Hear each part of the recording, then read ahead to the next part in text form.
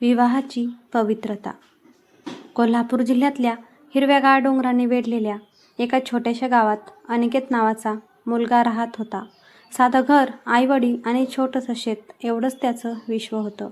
पण मन मात्र खूप मोठं होतं. गावात कुणालाही मदत लागली तर सर्वात आधी अनिकेत धावत पोहोचायचा. त्याच गावात काही अंतरावर वैदेही राहत होती. शिक्षणात हुशार, स्वभावाने शांत आणि संस्कारी मुलगी. तिचे वडील गावात मोठे व्यापारी होते.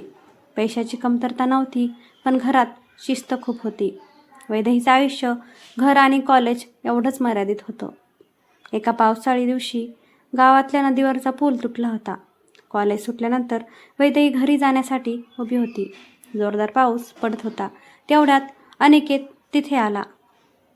तुम्हाला गावापर्यंत सोडू का? त्याने विचारलं. वैदेही थोडी घाबरली. नको, मी जाईन. रस्ता धोकादायक आहे. पाऊस अजून वाढेल. त्याच्या आवाजात प्रामाणिकपणा होता. शेवटी वैदेही तयार झाली. दोघं पावसात चालत निघाले. त्या दिवसापासून त्यांची ओळख सुरू झाली. हळूहळू दोघं चांगले मित्र झाले. अनिकेतच्या साधेपणाने वैदेही खूप प्रभावित झाली होती. तो नेहमी आईवडिलांचा आदर करायचा, मेहनत करायचा आणि कधीच खोटं बोलायचं नाही. एक दिवस वैदेहीने विचारलं, तुला आयुष्यात काय बनायचं आहे? अनिकेत हसला.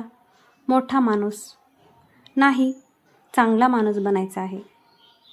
त्या उत्तराने वैदेहीच्या मनात त्याच्याबद्दल आदर निर्माण झाला. काही महिन्यांनी त्यांच्या मैत्रीचं रूप प्रेमात बदललं. पण दोघांनाही माहीत होतं की त्यांच्या घरच्यांना हे नातं मान्य होणं सोपं नव्हतं. एका संध्याकाळी वैदेहीने घरी धाडस करून तिच्या वडिलांना सांगितलं, बाबा, मला अनिकेत आवडतो. हे ऐकताच घरात शांतता पसरली. तो शेतकरी मुलगा, तिचे वडील रागाने म्हणाले. आपल्या घराची प्रतिष्ठा आहे. वैदेही शांतपणे म्हणाली, प्रतिष्ठा पैशाने नाही, माणुसकीने ठरते बाबा. पण तिच्या वडिलांनी स्पष्ट नकार दिला. दुसरीकडे अनिकेतलाही त्याच्या आईने विचारलं, बाळा, श्रीमंत घरची मुलगी आपल्या घरी सुखी राहील का? अनिकेत काही क्षण शांत राहिला. आई, मी तिला महाल देऊ शकत नाही, पण आयुष्यभर आदर आणि प्रेम नक्की देईन. त्या रात्री दोघंही खूप रडली, पण त्यांनी एकमेकांना वचन दिलं की घरच्यांच्या विरोधात जाऊन लग्न करायचं नाही. वेळ पुढे सरकत गेला. अनिकेत शहरात कामासाठी गेला. दिवसभर नोकरी आणि रात्री छोटासा व्यवसाय सुरू करण्यासाठी मेहनत. अनेकदा उपाशी राहूनही त्याने हार मानली नाही. 2 वर्षांनी तो गावात परतला. तेव्हा त्याने स्वतःचं छोटंसं डेअरी व्यवसाय उभा केला होता. गावात लोक त्याचं कौतुक करू लागले. एक दिवस वैदेहीच्या वडिलांना अचानक हृदयविकाराचा झटका आला. घरात गोंधळ उडाला. रात्री उशीर झाला होता आणि ॲम्ब्युलन्स मिळत नव्हती. तेव्हा अनिकेतने स्वतःची गाडी घेऊन त्यांना हॉस्पिटलमध्ये दाखल केलं. संपूर्ण रात्र तो हॉस्पिटलमध्ये थांबला. औषधं आणणं, डॉक्टरांशी बोलणं, सर्व जबाबदारी त्याने सांभाळली. सकाळी वैदेहीचे वडील जागे झाले. तेव्हा त्यांनी अनिकेतला बाकावर झोपलेलं पाहिलं. त्यांच्या डोळ्यात पाणी आलं. मुला, त्यांनी हळू आवाजात म्हटलं. अनिकेत लगेच उठला. काका, आता तब्येत कशी आहे? त्या क्षणी वैदेहीच्या वडिलांच्या मनातला अहंकार तुटला. ज्याला मी गरीब समजत होतो, तो मनाने किती श्रीमंत आहे. काही दिवसांनी त्यांनी स्वतः अनिकेतच्या घरी जाऊन लग्नाचा विषय काढला. अनिकेतच्या आईवडिलांच्या डोळ्यात आनंदाश्रू आले. गावात लग्नाची जोरदार तयारी सुरू झाली. संपूर्ण गाव सजलं होतं. ढोलताशांचा आवाज, फुलांची सजावट आणि आनंदाचं वातावरण. लग्नाच्या दिवशी वैदेही नवरीच्या वेशात खूप सुंदर दिसत होती. मंडपात अनिकेत तिच्याकडे पाहून भावूक झाला. सप्तपदी सुरू झाली. पुरोहित म्हणाले, आजपासून तुम्ही दोघं सुखदुःखात एकमेकांचे साथीदार आहात. अनिकेतने वैदेहीचा हात हातात घेतला. मी तुला कधीच एकटं पडू देणार नाही. वैदेहीच्या डोळ्यात अश्रू आले. आणि मी प्रत्येक संकटात तुझ्यासोबत उभी राहीन.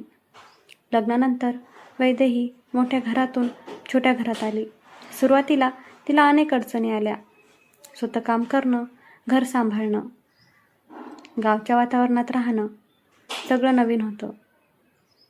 एक दिवस ती थकून रडत बसली होती.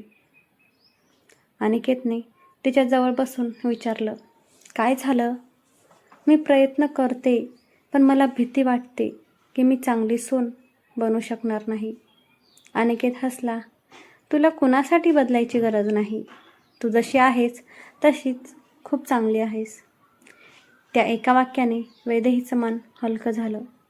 हळूहळू तिने घरात सगळ्यांची मनं जिंकली. ती अनिकेतच्या आईची मुलगीच बनली. काही वर्षांनी त्यांच्या आयुष्यात एक गोंडस मुलीचं आगमन झालं. घरात आनंद पसरला. एका रात्री मुलगी झोपल्यानंतर वैदेही अंगणात बसली होती. चंद्रप्रकाश पसरला होता. अनिकेत तिच्याजवळ आला. काय विचार करतेस? वैदेही हसली. आपल्या प्रेमाचा. आणि विवाह म्हणजे फक्त दोन लोकांचं नातं नाही. तो विश्वास, त्याग आणि आदराचा प्रवास आहे.